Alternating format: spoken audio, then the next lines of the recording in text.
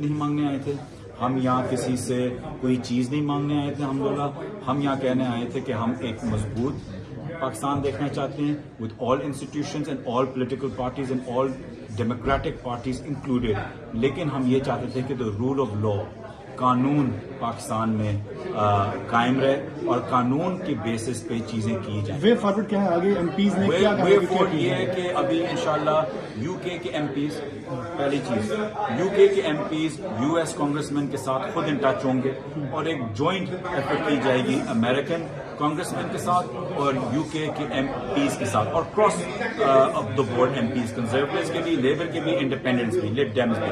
تو یہ ایک بہت بڑی ایفرٹ کی جائے گی. دوسری چیز اپنے پارلیمنٹ میں اٹھائیں گے کہ ابھی نیولی الیکٹڈ گورنمنٹ کو پریشر ڈالنا چاہیے پاکستان کے اوپر کہ پاکستان گورنمنٹ جو یو این کی ریکمنڈیشنز ہیں ان پہ لائے عمل کریں، جو لاسٹ پیج پہ 5-6 دی گئی ہیں، اور اس سے سب سے پہلے یہ چیزیں کہ عمران خان کو رہا کیا جائے، اس پہ پریشر ڈالا جائے گا.